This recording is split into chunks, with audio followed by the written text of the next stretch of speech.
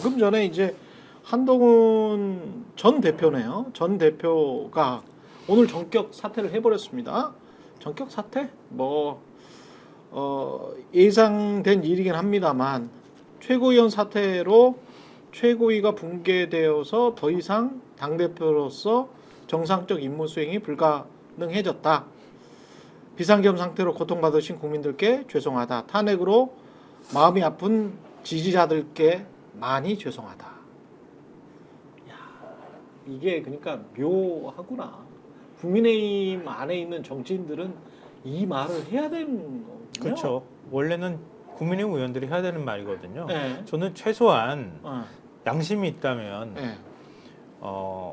뭐 다음 날 하기는 저는 원래 다음 날 해야 된다고 생각했거든요. 예. 탄핵소추안이 통과되고 난 다음에 다음 날 당 대표하고 당 지도부, 국회의원들이 모여서 대국민 사과하고 다시 보수가 살기 위해서 국민들의 지지가 필요하다거나 이렇게 얘기를 하면서 그동안에 윤석열 정권 우리가 만들려고 했으나 성공으로 이끌지 못했다 이런 걸 얘기를 해야 되잖아요. 그렇죠. 솔직하게 고백하고 성찰하는 모습을 보이는 게 정상인데 그게 안 됐다는 거 아니에요? 그 의총장에서도 있었던 일 지금 얘기를 하셨던 것처럼 오히려 어찌 보면 한동훈한테 그 분풀이를 막 의원들이 했던 것 같고요. 근데 한동훈의 한계를 저는 이제 확인을 했지만 원래 저는 한동훈을 이렇게까지 내보내진 않을 거라고 생각했거든요. 예. 근데 한동훈이 저 의총장에서 그랬다는 거 아닙니까? 내가 투표했습니까? 내가 계엄령 선포했습니까? 여기에 더 확 돌아버린 것 같아요. 그래서 사실 그 얘기 끝나고 난 다음에 한동훈 대표가 퇴장하고 퇴장하자마자 진종호 최고위원이 먼저 나가가지고 나 이제 그만두겠습니다 이렇게 했다는 거예요. 사퇴. 예. 제 생각에 제가 이제 그날 당일날 탄핵 부결의 흐름을 만들려고 했던 것도 있습니다만 저는 국민의힘이 중요하게는 한동훈 축출 작전을 했다고 생각해요. 기본적으로. 계속. 예. 그렇죠. 그 내에서 그래서 한 6시간 이상 의총에 잡아두고 계속 협박을 했던 거 아닙니까? 의원들한테.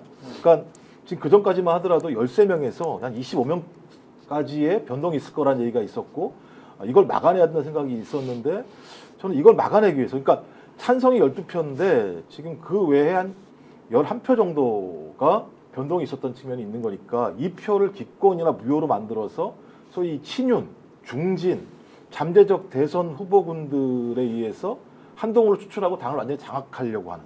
그러니까 제목부터 탄핵, 그러니까 윤석열을 지키려고 하는 생각보다 더 중요했던 부분들은 자기들이 국민의힘의 권력들을 장악하기 위해서는 찬성표를 최소화하는 것이 가장 중요했었고 저는 그 작업들을 그때 내내 했다고 생각을 해요. 그래서 이 작업은 우리가 생각하듯이 무슨 아주 거룩한 윤석열 지키기에 대한 내부의 충성이라기보다는 당을 장악해서 중장기적으로 왜냐하면 앞으로 거의 3년 동안 국회의원 선거가 없는 상황이기 때문에 그렇죠. 지금 국민의힘 권력을 장악하는 사람들은 장기전을 할 수 있는 거예요. 대선에 지건 이기건 상관없이. 근데 한동훈이라는 사람이 존재하면서 당에서 저희 대중적인 여론들을 장악하는 방식으로 간다면 저는 오히려 친윤들, 중진들은 이제 날아갈 수밖에 없는 상황이어서 오히려 우리가 집중해야 될 부분들은 후자가 아닐까 저는 앞으로 이제 평론을 할 때 이런 생각이 들기도 했습니다. 그러니까 그날 이제 의원총회를 투표하기 직전에 이제 출전까지 쭉 한 거 아닙니까? 예. 그 상황을 쭉 보니까 오늘 이제 중앙일보가 가장 이제 내밀한 얘기를 좀 보도를 했던데 그런 상황이었던 것 같더라고요. 그러니까 그날도 이제 쭉 보면서 가장 황당했던 게 그 의원총회 하면서 광화문 집회 현장을 틀었다는 겁니다.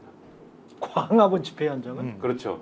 거기 이제 탄핵을 반대한다는 분들이 모여가지고 거기 의총을 하는데 그렇죠. 와. 탄핵을 반대한다는 분들이 모여가지고 막 이제 난리가 난 그런 현장 아닙니까? 예. 틀고 이제 여론을 제가 이제 좀 과하게 얘기하자면 세뇌를 시키는 거예요. 이거 막 큰일 난다. 근데 그 자리에서 어쨌든 중앙일보 보도를 보면은 이제 찬성하겠다는 사람 얘기해봐라.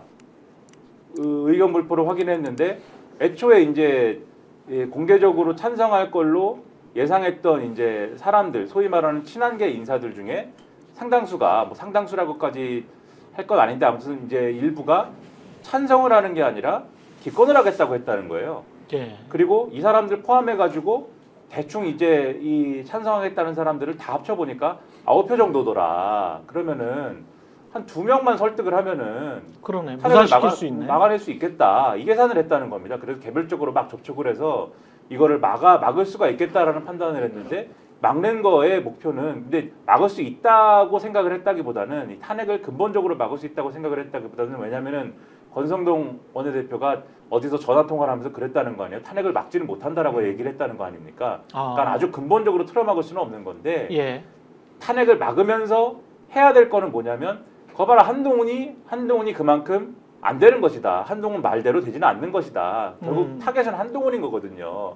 근데 어쨌든 그 과정을 만들려고 했는데 실제로 투표를 해보니까는 12표의 이탈표가 나온 거 아닙니까? 예. 지금 국민의힘은 기권한 거는 지금 이탈표가 아니라고 주장하는 거거든요. 예. 기권은 이탈표가 아니다. 12표가 나온 거예요. 그러면 왜 분명히 의원총회 할 때는 9표 정도의 찬성이 있었고 소위 말하는 친한계는 기권이 예상보다 많았는데 예. 왜 12표가 됐을까? 어. 심지어 그중에 9표 중에 일부는 우리가 설득도 했는데 어. 뒤에서 한동훈이 작업한 거 아니냐 논리를 이렇게 만든 거고 아, 그렇게 되는 거구나. 그렇죠. 한동훈이 작업해가지고 넘어간 거 아니냐 뒤에서 한동훈이 작업했다. 그렇죠. 이렇게 만든 거고 그래서 이제 그 투표 끝나고 의총에서 소위 말하는 친윤들이 더 격양이 된 게 한동훈이 끝까지 뒤에서 작업을 해서 상황이 이렇게 됐다. 한동훈을 불러와라. 근데 여기서 친한계가 한동훈의 충성을 바치는 모드였으면은 아 왜 한동훈한테 그럽니까라고 맞서야 되는데 그렇지 갖고 이미 쫄아가지고 아 왜 그러세요? 지금 한동훈을 부르면 안 되잖아요. 심지어 한동훈의 이 비서실장인 박정화 의원이라는 분도 네. 아이 저는 못 불러요. 비서실장이 부담돼요. 하지 마세요. 아. 이랬다는 거예요. 근데 결국은 이제 한동훈을 불러왔는데 한동훈 대표는 여기서 이제 뭐 한마디도 안 지지 않습니까? 그렇죠. 여기서 막 이제 싸울 마음으로 왔고 싸울 마음으로 와서 친윤들이 당신은 왜 시키지도 않았는데 의원들이 우리 국회의원이고 당신은 국회의원도 아닌데 국회의원들이 총의를 모아서 당론을 반대를 하기로 했는데 당신 왜 나가가지고 탄핵 찬성이니 이런 말을 왜 하고 다녔느냐 이러고 따지기 시작한 것이고 한동훈은 거기다 대고 그것은 당대표의 개인 의견인 것이고 내가 당대표로서 얘기도 못하느냐 그리고 내가 계엄을 선포한 것도 아니지 않느냐 그리고 투표라는 거는 나는 어차피 투표권도 없는 거고 의원들이 개별적으로 자기의 양심에 따라서 한 거 아니냐 이런 취지로 내가 계엄을 했습니까 그리고 내가 투표했습니까 이렇게 얘기한 건데 요 얘기를 들은 친윤들이 이제 이성을 잃기 시작하면서 거기가 난장판이 되고 난장판이 된 상황에서 그렇지 않아도 쫄아있던 친한계 최고위원들이 저는 그만할게요 사퇴를 하면서 지도부는 붕괴되고 붕괴된 상황에서 이 자기도 흥분해 있던 한동훈은 나는 대표직을 수행하겠다고 주장을 했으나 당원 당규상에 이제 우기면 할 수 있는 건데 그러면 끝까지 법적 분쟁까지 가야 그렇죠. 되거든요. 이거는 이준석 때처럼. 네. 그러니까 혼자 남아서 대표 수행을 안 되겠다. 그래서 오늘 이제 내려놓는 상황까지 간 이런 개판 오분전이 된 겁니다. 이게. 스픽스는 말하는 언론입니다. 대세는 유튜브, 그중에서 스픽스. 좋아요, 댓글, 구독, 알림 설정. 여러분이 저희를 사랑해 주시고 우리가 여러분을 사랑하는 4가지 방법입니다.